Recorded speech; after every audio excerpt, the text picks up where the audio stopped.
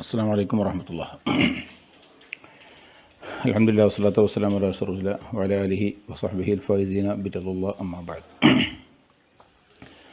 പ്രിയപ്പെട്ടവരെ, നമ്മൾ ഒരു മുതഅല്ലിമിന് ഉണ്ടായിരിക്കേണ്ട 7 അജണ്ടകളെക്കുറിച്ച് നമ്മൾ പറഞ്ഞു. ആ 7 രീതിയിലാണ്, അത് പാലിച്ചുകൊണ്ടാണ് ഒരാൾ അറിവ് അഭ്യസിക്കേണ്ടത് എന്ന് പറഞ്ഞു. ഇനി ഒരു മുഅല്ലിമിനുണ്ടായിരിക്കേണ്ട പ്രത്യേകതകൾ എന്തൊക്കെയാണ് എന്നാണ് ഇനി പറയാൻ പോകുന്നത്. വിദ്യാർത്ഥിക്ക് മാത്രം ഗുണങ്ങളുണ്ടായാൽ പോരാ. പഠിപ്പിക്കുന്ന അധ്യാപകൻ ഒരു മുഅല്ലിം, ആ മുഅല്ലിം മുർഷിദായിരിക്കണം. ബയാനു വളായിഫിൽ മുർഷിദിൽ മുഅല്ലിം എന്നാണ് പറയാം. മുഅല്ലിമായ ഒരു മുർഷിദിൻ്റെ സമീപനങ്ങൾ എന്തൊക്കെയായിരിക്കണം? അപ്പം നേർവഴി നടത്തുന്ന ആളാണ് ഒരു അധ്യാപകൻ. മുർഷിദ് എന്നാണ് അധ്യാപകനെക്കുറിച്ച് പറഞ്ഞിട്ടുള്ളത്. അവർ വിദ്യാർത്ഥിയെ സൽവഴിയിലേക്ക് വഴി നടത്തുക എന്നതാണ് ഒരു അധ്യാപകൻ്റെ ധർമ്മം. അഹ്സനു അഹ്വാലിഹി, ഒരു അധ്യാപകൻ്റെ ഏറ്റവും മെച്ചമായ സാഹചര്യം എന്ന് പറയുന്നത് മാ ഖീല മിൻ ഇൽമിൻ വ അമലിൻ, അതാണ് ഇൽമും അമലും. കുറേ അറിവ് മാത്രം ഉണ്ടായതുകൊണ്ട് അയാളെ പഠിപ്പിക്കാൻ പറ്റില്ല. അതനുസരിച്ച് കർമ്മം ചെയ്യുന്നയാളും കൂടി ആവണം. ഇൽമും അമലും കൂടിയുള്ള ആൾ, അതാണ് ഒരു അധ്യാപകൻ്റെ ഏറ്റവും നല്ല അവസ്ഥ.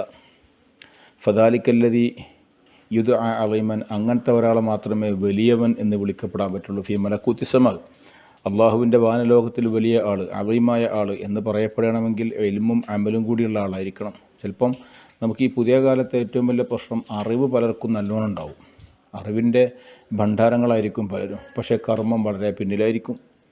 ഈ അമലില്ലാത്ത ഇൽമ പലപ്പോഴും വലിയ അപകടം വരുത്തി വെക്കുന്ന കാര്യമാണ്.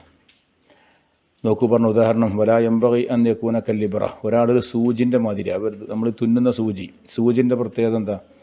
സൂചി വസ്ത്രങ്ങളെയൊക്കെ തുന്നും, പക്ഷേ സൂചിക്ക് വസ്ത്രമുണ്ടോ? ഇല്ല. സൂചി വിവസ്ത്രനാണ്, നഗ്നനാണ്, പക്ഷേ മറ്റുള്ളവർക്ക് വസ്ത്രം തുന്നിക്കൊടുക്കും. അതേപോലെ ഇൽമൊക്കെ കുറേയുണ്ട്, വേറെലോക്കൊക്കെ ഇൽമ പഠിപ്പിച്ചു കൊടുക്കും. അവനാൻ്റെ കാര്യത്തിൽ ബാധകമാണോ? അല്ല. അങ്ങനെ ആവരുത്. അല്ലെങ്കിൽ വിളക്കിനെ പോലെ ആവരുത്. വിളക്കിൻ്റെ തിരിൻ്റെ പ്രത്യേകത എന്താ? വിളക്ക് തിരി കത്തുമ്പോൾ എല്ലാവർക്കും പ്രകാശം കിട്ടും, പക്ഷേ ഈ തിരിൻ്റെ അവസ്ഥ കത്തി തീരുകയാണ്. ഒരു വിളക്കിൻ്റെ തിരി എന്ന് പറഞ്ഞത്, വിളക്കിൻ്റെ തിരി അങ്ങനെ കത്തും, തിരി കത്തി തീരുകയാണ്. അപ്പം നമ്മൾ ചിലപ്പോൾ ഉദാഹരണം പറയാറുണ്ട്, മെഴുകുതിരി പോലെ മറ്റുള്ളവർക്ക് വേണ്ടി കത്തിത്തീരുന്ന ഒരാൾ. ശരിക്കും ആ പ്രയോഗം ഒരു സുഖമല്ല. ശരിക്ക് അവനാനൊന്നുമില്ലാതെ വേറൊരാൾക്ക് വേണ്ടി കത്തിത്തീർന്നിട്ട് എന്താ കാര്യം? നമ്മൾ ഒരു ചിന്തിക്കേണ്ട താത്വികമായ കാര്യമാണത്. നമുക്കെന്ത് ചെയ്യണം? നമുക്ക് അള്ളാഹുവിൻ്റെ അടുക്കൽ വിജയിക്കണം. നമ്മുടെ അള്ളാഹുവിൻ്റെ അടുക്കൽ വിജയിക്കാതെ മറ്റുള്ളവർക്ക് കുറേ വിജയം ഉണ്ടായിട്ടെന്താ? അപ്പോൾ നമ്മൾ വല്ല ഇൽമുള്ള ആളുകളാണ്, ആളുകൾക്കൊക്കെ ഇൽമ പഠിപ്പിച്ചു കൊടുക്കും. അങ്ങനെ ആ ഇൽമ പഠിപ്പിച്ചു കൊടുക്കപ്പെട്ട ആളുകളൊക്കെ അതുകൊണ്ട് വിജയിക്കുക, ഇവൻ പരാജയപ്പെടുകയും ചെയ്യുക. അത് വലിയ ഭയങ്കരമായ ദുരന്തമല്ലേ? അതാണ് വലാ യംബഗി അൻ യകൂന കൽ ഇബ്ര, സൂചിയെപ്പോലെ ആവരുത്. തക്സൂ ഗൈറഹ വഹിയ ആരിയത്തുൻ, മറ്റുള്ളവർക്ക് വസ്ത്രം തുന്നും, പക്ഷേ സ്വയം അത് നഗ്നനാണ്. ഔ ദുബാലത്തൽ മിസ്ബാഹ്, അല്ലെങ്കിൽ വിളക്കിൻ്റെ തിരി പോലെ ആകരുത്. തുളീഉ അലാ ഗൈരിഹ, മറ്റുള്ളവർക്ക് വേണ്ടി പ്രകാശിക്കും. വഹിയ തഹ്തരിഖു, അത് കരിഞ്ഞു പോവുകയും ചെയ്യും. ഇങ്ങനെ ആവാൻ പാടില്ല. ഒരു കവി പാടി, സിർതൂക അന്നി ദുബാലത്തൻ നുസിബത് തുളീഉ ലിന്നാസി വഹിയ തഹ്തരിഖു എന്ന്. നേരെ അർത്ഥം കിട്ടും. ഞാനായി അന്നി ദുബാലത്തൻ നുസിബത്ത്, ഞാനൊരു വിളക്കിൻ്റെ തിരി പോലെയായി. തുളി ഉലിന്നാസ്, ജനങ്ങൾക്ക് വേണ്ടി ആ തിരി അങ്ങനെ പ്രകാശിക്കുന്നു, പക്ഷേ അത് കരിഞ്ഞു പോവുകയും ചെയ്യാണ്. അപ്പോൾ അടിസ്ഥാനപരമായിട്ടൊരു മുഅല്ലിമിന് ഉണ്ടായിരിക്കേണ്ടത് കർമ്മം ചെയ്യുന്നയാളായിരിക്കണം എന്നതാണ്. ഇനി പറയണം, വമൻ തഖല്ലദ തഅലീമിൻ്റെ ഉത്തരവാദിത്വം ഒരാൾ ഏറ്റെടുത്താൽ ഫഖദ് തഖല്ലദ അംറൻ അദീമൻ, അയാൾ വലിയൊരു ഉത്തരവാദിത്വം ഏറ്റെടുത്ത്. അതുകൊണ്ട് അദ്ദേഹം കുറേ ആദാബുകൾ പാലിക്കേണ്ടതുണ്ട്. ഒരു അധ്യാപകന് കുറേ ഗുണങ്ങളുണ്ടായിരിക്കേണ്ടതുണ്ട്. നമ്മൾ മുതഅല്ലിമിന് 7 വളീഫകൾ പറയുകയുണ്ടായി. എന്ന പോലെ മുഅല്ലിമിന് ഇവിടെ 4 വളീഫകൾ പറയുന്നുണ്ട്. ഈ 4 ഉത്തരവാദിത്തങ്ങൾ മുഅല്ലിം നിർവഹിക്കണം. 1, അഷ്ഫഖത്തു അലൽ മുതഅല്ലിം, മുതഅല്ലിമിനോട് സ്നേഹമുണ്ടാവണം. പഠിക്കുന്ന വിദ്യാർത്ഥിയെ ശത്രുതാ മനോഭാവത്തോടുകൂടി ഒരാളും പെരുമാറാൻ പാടില്ല. നമ്മൾ ഇതിലൊക്കെ പറയുന്ന കാര്യങ്ങൾ, നമ്മളൊക്കെ ഈ ആധുനിക വിദ്യാഭ്യാസ സംവിധാനം അല്ലെങ്കിൽ ആധുനികമായിട്ടുള്ള പാഠ്യ രീതികൾ, അധ്യാപന രീതികൾ ആണ് പല തിയറികളെന്ന് നമ്മൾ പറയാറുണ്ട്. നോക്കൂ, ഇതൊക്കെ ഏത് കാലത്ത് എഴുതി വെച്ചതാണെന്ന് നോക്കണം. ഒരധ്യാപകൻ വിദ്യാർത്ഥിയോട് ഏറ്റവും സ്നേഹമുള്ളവനാവണം. ഇജ്റാഉഹു മജറൽ വലദി, സ്വന്തം മകൻ്റെ സ്ഥാനത്ത് ഈ വിദ്യാർത്ഥിയെ കാണണം. ഇപ്പം ആധുനിക വിദ്യാഭ്യാസ വിശേഷണന്മാരൊക്കെ പറയും, എന്ത്, നാം പഠിപ്പിക്കുന്ന വിദ്യാർത്ഥിയെ സ്വന്തം മകനായി കാണാൻ കഴിയുന്നില്ലെങ്കിൽ അന്ന് അവൻ അധ്യാപനം നിർത്തണമെന്നാണ് പറയാറുള്ളത്. നാം പഠിപ്പിക്കുന്ന കുട്ടിയെ നമ്മുടെ മകനായി കാണാൻ കഴിയുന്നില്ല എങ്കിൽ അധ്യാപനം നിർത്തണം, അയാളെ പഠിപ്പിക്കാൻ പറ്റില്ല. അതേ ഭർത്താവാണ് ഇമാം ഗസാലി തങ്ങൾ പറയുന്നത്. വിദ്യാർത്ഥിയോട് സ്നേഹം വേണം, വിദ്യാർത്ഥിയെ സ്വന്തം പുത്രനെ പോലെ കാണണം. എന്തുകൊണ്ട്? നബി സല്ലല്ലാഹു അലൈഹി വസല്ലം തങ്ങൾ പറഞ്ഞു, ഇന്നമാ അന ലക്കും കൽ വാലിദി ലിവലദിഹി, ഞാൻ നിങ്ങൾക്ക് ഒരു മകന് പിതാവ് എങ്ങനെയാണോ അതുപോലെയാണ് ഞാൻ. ഒരു കുട്ടിക്ക് തൻ്റെ പിതാവ് എങ്ങനെയാണോ അതുപോലെയാണ് ഞാൻ നിങ്ങൾക്ക്. നബി തങ്ങൾ ഉസ്താദാണ്, നബി തങ്ങൾ മുഅല്ലിമാണ്, സ്വഹാബത്ത് മുത്തഅല്ലിമീങ്ങളാണ്. മുഅല്ലിമാകുന്ന ഞാൻ ഒരു പിതാവിനെ പോലെയാണ്. അപ്പോൾ കുട്ടിക്ക് പിതാവ് എങ്ങനെയാണോ അതേപോലെയാണ് ഞാൻ നിങ്ങൾക്ക് എന്ന് നബി സല്ലല്ലാഹു അലൈഹി വസല്ലം തങ്ങൾ പറയണം. മാത്രമല്ല ഇവിടെ മറ്റൊരു കാര്യവും കൂടി ഓർക്കണം. നബി തങ്ങളാണ് ശരിക്കും പിതാവ്, അഥവാ അധ്യാപകനാണ് ശരിക്കും പിതാവ്. ഇവിടെ നമ്മൾ സാധാരണ ലീഗലായിട്ടുള്ള പിതാവ് എന്ന് പറയുന്നത്, നാച്ചുറലായിട്ടുള്ള പിതാവ് എന്ന് പറയുന്നത് നമ്മുടെ ശരീരത്തിൻ്റെ പിതാവാണ്. നമ്മുടെ ഈ തടി ആ പിതാവും മാതാവും കൂടിയായിട്ടാണ് ഉണ്ടായിട്ടുള്ളത്. നേരെ മറിച്ച് അധ്യാപകൻ ഒരു പിതാവാണ്. ആരുടെ പിതാവ്? നമ്മുടെ ആത്മാവിൻ്റെ പിതാവ്. ഉഖ്റവിയാ വിജയം നമ്മുടെ തടി കൊണ്ടുണ്ടാവില്ലല്ലോ. അപ്പോൾ ദുന്യാവിൽ നാം ജീവിക്കുന്ന തടിയുടെ പിതാവാണ് നമ്മളെ പിതാവ് എന്ന് നമ്മൾ പറയുന്നത്. ശരിക്ക് അധ്യാപകനാരാണ്? ആത്മാവിൻ്റെ പിതാവാണ്. നബി സല്ലല്ലാഹു അലൈഹി വസല്ലം തങ്ങൾ ആത്മാവിൻ്റെ പിതാവാണ്. അപ്പോൾ ആ പിതാവാണ് ഏറ്റവും പ്രധാനപ്പെട്ടത് എന്നാണ് പറഞ്ഞുകൊണ്ടിരുന്നത്. പിന്നെ ബൽ ഹുവൽ വാലിദു അലൽ ഹഖീഖ, യഥാർത്ഥത്തിൽ അതാണ് ബൽ ഹുവൽ വാലിദു അലൽ ഹഖീഖ. യഥാർത്ഥത്തിൽ നബി തങ്ങളാണ് പിതാവ്, അഥവാ അധ്യാപകനാണ് പിതാവ്. കാരണം അന്നൽ അബ, സാധാരണ നമ്മുടെ പിതാവ് സബബുൽ ഹയാത്തിൽ ഫാനിയ, ഈ നശിക്കുന്ന ജീവിതത്തിൻ്റെ കാരണമാണ്. ശരീരം നശിക്കാനുള്ളതാണ്. ഈ നശിക്കാനുള്ള ശരീരത്തിൻ്റെ പിതാവാണ് ആര്? നമ്മുടെ പിതാവ് എന്നുള്ളത്. എന്നാൽ മുഅല്ലിമോ വൽ മുഅല്ലിമോ സബബുൽ ഹയാത്തിൽ ബാഖിയ, അത് ശാശ്വതമായ ജീവിതത്തിൻ്റെ കാരണക്കാരനാണ്. നമ്മുടെ അന്തിമമായ ശാശ്വതമായ വിജയമുണ്ട്, ആ ജീവിതമുണ്ട്. ആ ജീവിതം നിലനിൽക്കണമെങ്കിൽ മുഅല്ലിമാണ് ആവശ്യമുള്ളത്. പിതാവ് ശരിക്ക് നശ്വരമായ ജീവിതത്തിനുള്ള ഈ തടിയുണ്ട്, ഈ തടിയുടെ പിതാവാണ്. അങ്ങനെ നാം താത്വികമായിട്ട് അവലോകനം ചെയ്യുമ്പോൾ മുഅല്ലിം ഒരുപക്ഷെ പിതാവിനേക്കാൾ വലിയ ആളായിത്തീരും. അതുകൊണ്ടാണ് അബവൈനിൻ്റെ മാതാപിതാക്കളുടെ ഹക്കിനേക്കാളും പിതാവിൻ്റെ നബിതങ്ങളുടെ ഹക്കിനെ മുന്തിക്കപ്പെടുന്നതൊക്കെ അതുകൊണ്ടാണ്. അത് പിന്നെ നബിതങ്ങളുമായി ബന്ധപ്പെട്ട വിഷയമാണ് പറയുന്നത് കേട്ടോ. ഇപ്പം നബി സല്ലല്ലാഹു അലൈഹി വസല്ലം തങ്ങൾ ഏറ്റവും സ്നേഹമുള്ള ആളായിരിക്കണം. ലാ യുമിനു അഹദുക്കും ഹത്താ അകൂന അഹബ്ബ ഇലൈഹി മിൻ വാലിദിഹി വവലദിഹി വന്നാസി അജ്മഈൻ എന്ന് പറയാറുണ്ടല്ലോ.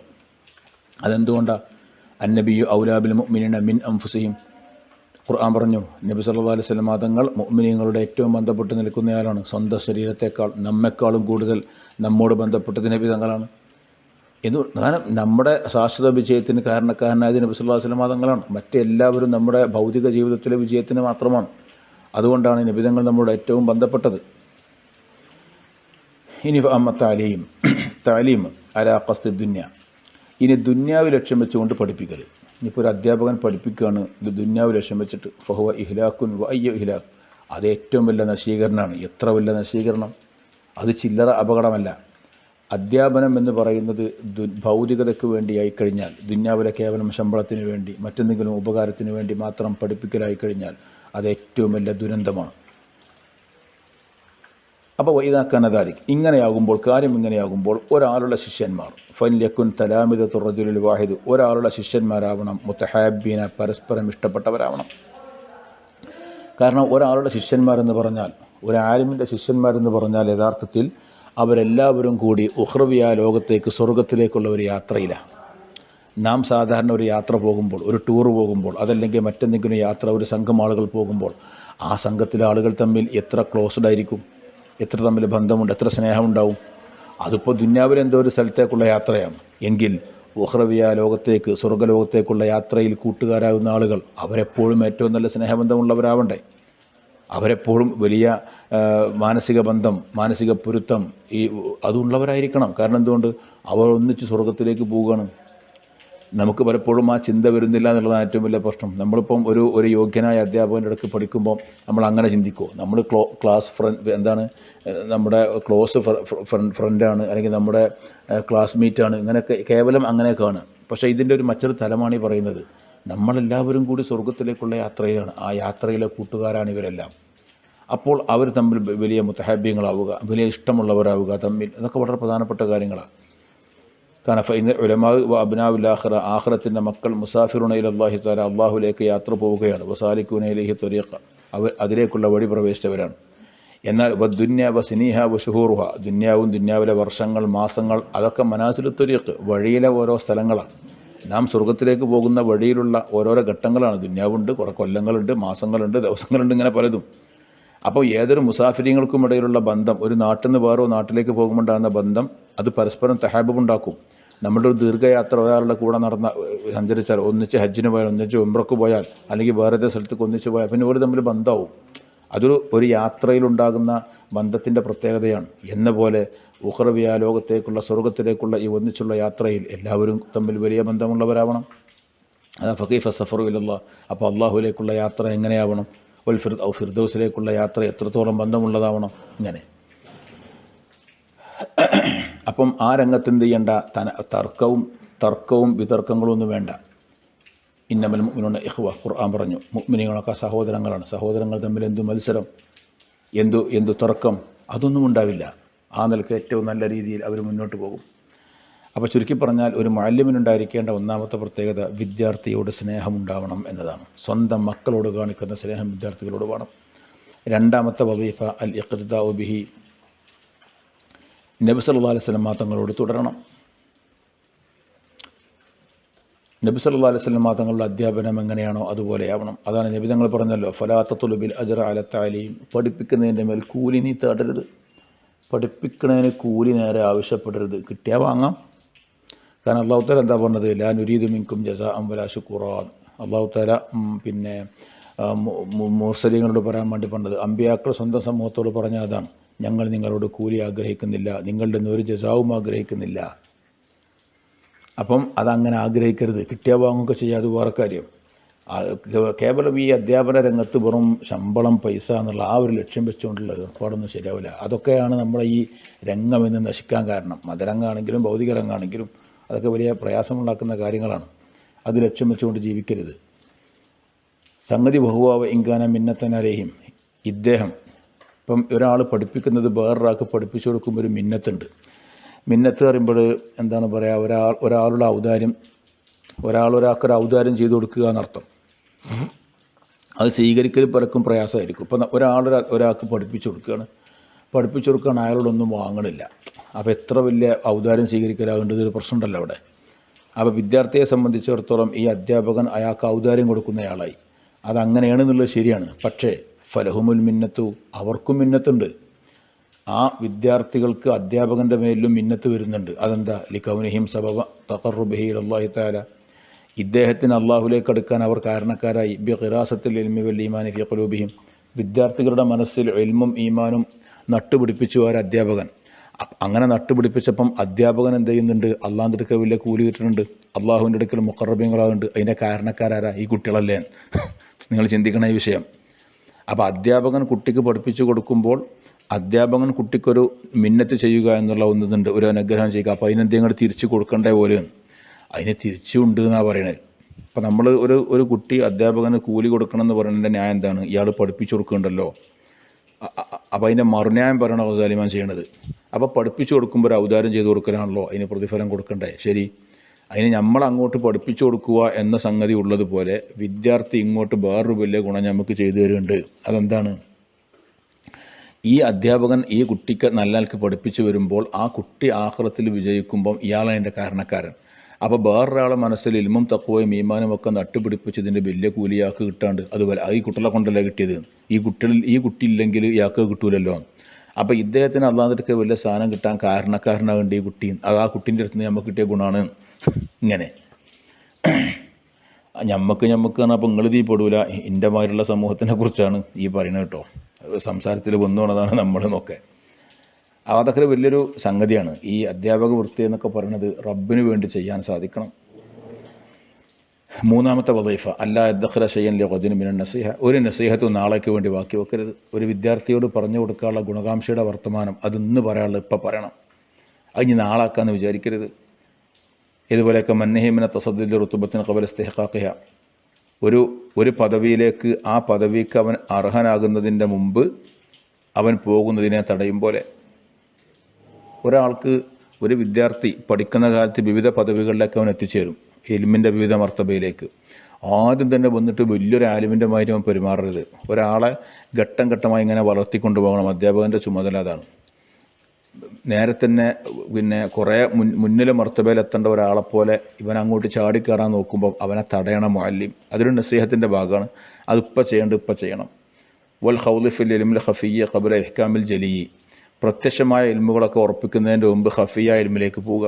കുറേ അസ്റാറും കാര്യമൊക്കെ നേരെ പഠിക്കുക. ഓനാകെ അടിസ്ഥാന കാര്യങ്ങൾ പഠിച്ചിട്ടില്ല. അതൊക്കെ വലിയ പ്രയാസം ഉണ്ടാക്കുന്ന കാര്യങ്ങളാണ്. ഇന്നത്തെ നമ്മുടെ ഈ ചില ത്വരീഖത്തുകളിലൊക്കെ ഇന്ന് ഇത്തരം കാര്യങ്ങൾ കാണാൻ പറ്റും. അടിസ്ഥാനപരമായ കാര്യങ്ങളൊന്നും അറിയില്ല, കുറേ അസ്റാർ എന്തൊക്കെയോ പഠിപ്പിച്ചു കൊടുക്കും. അതൊന്നും ഒരിക്കലും ശരിയായ രീതികളല്ല. അപ്പോൾ അതൊക്കെ അവനെ തർബിയത്ത് ചെയ്യുന്നതിന് നസീഹത്ത് ചെയ്യുന്നതിൻ്റെ ഭാഗമാണ്. അപ്പോൾ അങ്ങനെ തന്നെ കൊണ്ടുപോകാൻ പാടുള്ളൂ. ഒരിക്കലും നസീഹത്ത് ഇപ്പം അങ്ങനത്തെ ഒരു വിഷയം നമ്മൾ കാണുമ്പോൾ എന്ത് ചെയ്യുക, അതിപ്പോൾ ഇനി നാളെ പരപ്പടക്കട്ടെ, ഇങ്ങനെ ഒരിക്കലും ചെയ്യാൻ പാടില്ല. നസീഹത്ത് ഇപ്പം കൊടുക്കേണ്ടത് ഇപ്പം കൊടുക്കണം. ഒരിക്കലും നസീഹത്തുകളെ ഗുണകാംക്ഷയുള്ള കാര്യങ്ങളെ ഒരിക്കലും ചിന്തിക്കാൻ പാടില്ല. നാലാമത്തെ അധ്യാപകൻ്റെ നാലാമത്തെ ഉത്തരവാദിത്വം നസ്ഹുൽ മുതഅല്ലിമിനോട് എപ്പോഴും നസീഹത്തുള്ള ആളായിരിക്കണം, ഗുണം കാംക്ഷിക്കണം. അപ്പോൾ മന്നഹുമിനുള്ള അഖ്ലാഖി ദമീമ, മോശപ്പെട്ട സ്വഭാവങ്ങളെ തൊട്ട് അവനെ തടയണം. തൻ്റെ വിദ്യാർത്ഥി അവൻ നല്ലവനായിരിക്കാൻ ആഗ്രഹിക്കണം. അപ്പോൾ എപ്പോഴും ഗുണം കാംക്ഷിക്കും, അവനെപ്പോഴും ഗുണം വരണമെന്ന് ആഗ്രഹിക്കും. അപ്പം മോശപ്പെട്ട സ്വഭാവങ്ങൾ കാണുമ്പം തടയും, കാരണം അവൻ നന്നാവണമെന്ന് ആവശ്യമുണ്ട്. അല്ലാതെ ഇപ്പം എങ്ങനെയപ്പോൾ അവനോട് പറയാം, അത് മോശമല്ലേ, ഓൻ്റെ വാപ്പ എന്താ പറയുക, ഓൻ്റെ കുടുംബം എന്താ വിചാരിക്കുക, അങ്ങനെ എന്താ പിന്നെ നേരമോ. ഒരാളോട് പറയേണ്ട നസീഹത്ത് ഇടപെടേണ്ട സ്ഥലം അതാ പോയിന്റിൽ ഇടപെടണം. അതാണ് ഗുണകാംക്ഷ എന്ന് പറയുന്നത്. പക്ഷേ അത് ലാബി ത്വരീഖി തസ്ലീഹിൻ്റെ രീതിയിലാവരുത്. വ്യക്തമാക്കി പറഞ്ഞുകൊണ്ട് ആൾക്കാരുടെ എന്ന് പറഞ്ഞ് ചളാക്കിയിട്ടാകാൻ പാടില്ല. ബലിത്താരികൾ സൂചിപ്പിച്ചുകൊണ്ടായിരിക്കണം. നോക്കൂ, ഇതൊക്കെ പൗരാണിക കാലത്ത് എഴുതപ്പെട്ട ഗ്രന്ഥങ്ങളാണ്. ഇതൊക്കെ നമ്മൾ ഓർക്കണം. ഇതൊക്കെ നമ്മൾ വിചാരിച്ചു ആധുനിക മനഃശാസ്ത്രം അങ്ങനത്തെ പറയില്ലേ, ഇതൊക്കെ ആധുനിക മനഃശാസ്ത്രത്തിൽ മാത്രം വന്നാണ് നമ്മളൊക്കെ വിചാരിക്കാറുണ്ട്. അത്തരം ധാരണകളൊക്കെ തിരുത്തുക. തസ്രീഹ് പാടില്ല. ഇമാം ഷാഫി റളിയല്ലാഹു തആല അൻഹുവിൻ്റെ വാക്കുകളിലും ഇത്തരം വാക്കുകൾ കാണാൻ പറ്റും. ഒരിക്കലും ഒരാളെ പരസ്യമായിട്ട് ഉപദേശിക്കരുത്. വ്യംഗ്യമായിട്ട് പറയുക, അതല്ലെങ്കിൽ സ്വകാര്യമായിട്ട് പറയുക, താരീഖ് ചെയ്യുക. അപ്പോൾ ഒരു വിദ്യാർത്ഥിയെ ഗുണകാംക്ഷയുണ്ടെങ്കിൽ ആ വിദ്യാർത്ഥിയുടെ ഭാഗത്തു നിന്ന സംഗതി ഒരു അസംബ്ലി വിളിച്ചിട്ടോ അല്ലെങ്കിൽ ആൾക്കാരുടെ നോക്കപ്പാടെ വെച്ചിട്ട് പറഞ്ഞിട്ട് ഇതായിട്ട് സംഭവമാക്കരുത്. അത് അവനോട് സ്വകാര്യമായിട്ട് മറ്റുള്ളവർ അറിയാത്ത രീതിയിൽ കൈകാര്യം ചെയ്യണം. കാരണം ഫൈന തസ്രീഹ യഹ്തികു ഹിജാബുൽ ഹൈബ, ഈ തസ്രീഹ് വ്യക്തമാക്കി പറയുക എന്നത് ഒരു ബഹുമാനത്തിൻ്റെ മറ പൊളിക്കും. അത് തമ്മിലുള്ള മറ പൊളിയാൻ കാരണം അത് വലിയ വിഷയമാണ്. വയംബഗി അൻ യസ്തഖീമ ഹുവ സുമ്മ യുതാലിബുഹു ബിൽ ഇസ്തിഖാമ, ആദ്യം അധ്യാപകൻ മുസ്തഖീമായ പാതയിലാവണം, നേരെയാവണം, എന്നിട്ട് വിദ്യാർത്ഥിയോട് ഇസ്തിഖാമത്ത് കൊണ്ട് കൽപ്പിക്കണം. അതും ശ്രദ്ധിക്കേണ്ട കാര്യമാണ്. അധ്യാപകൻ്റെ അടുത്തൊന്നുമില്ല. അധ്യാപകൻ ഈ എല്ലാ വക്തും ജമാഅത്തെ നിസ്കരിക്കണം കേട്ടോ, ഇവിടെ ഇയാൾ ജമാഅത്തിനൊന്നും പോവില്ല. ഈ ഹദ്ദാദ് കൃത്യമായ ഭയങ്കര ഉപദേശമാണ് ഹദ്ദാദൊക്കെ ചെല്ലാഞ്ഞാൽ ഇയാൾ ഹദ്ദാദ് ചെല്ലൂല. ഇങ്ങനെ ആയതുകൊണ്ട് കാര്യം ഉണ്ടാവില്ല. ആദ്യം അധ്യാപകൻ നേരെയാവണം, എന്നിട്ട് വിദ്യാർത്ഥികളോട് പറയണം. ഇല്ലെങ്കിൽ എന്ത് സംഭവിക്കും? ഉപദേശം കൊണ്ടൊന്നും ഒരു കാര്യം ഉണ്ടാവില്ല. കാരണം എന്തുകൊണ്ട്? മനുഷ്യൻ കർമ്മങ്ങളോടാണ് കൂടുതൽ പിൻപറ്റുക, വാക്കുകളോടല്ല. ഒരാളിങ്ങനെ കുറേ വഴങ്ങറിഞ്ഞു, അത് നമ്മൾ എത്ര പേരോട് പറഞ്ഞിട്ടും പോലും കേൾക്കണില്ല അറിയും. അത് പറയുന്നതിൻ്റെ പ്രശ്നമാണ്. നമ്മൾ കുറേ പറയാതെ ഒരാളെ മുമ്പ് നിന്ന് ചില കാര്യങ്ങൾ ചെയ്തു നോക്കേണ്ടി, അപ്പോൾ നേരെ അതുപോലെ. ഇപ്പം വീട്ടിലെ മക്കൾക്കൊക്കെ ഈ വിഷയം ഉണ്ടാവും. നമ്മൾ മക്കളോട് എന്ത് ചെയ്യും?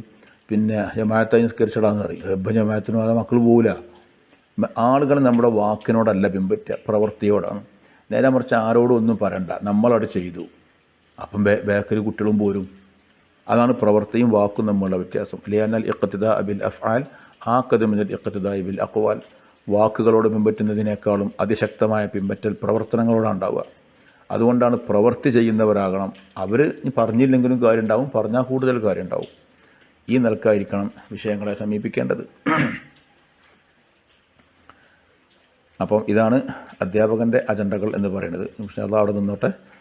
അടുത്ത ഫസലാണ്, അടുത്ത ക്ലാസ്സിലാക്കാം. അസ്സലാമു അലൈക്കും വറഹ്മത്തുള്ളാഹി വബറകാതുഹു.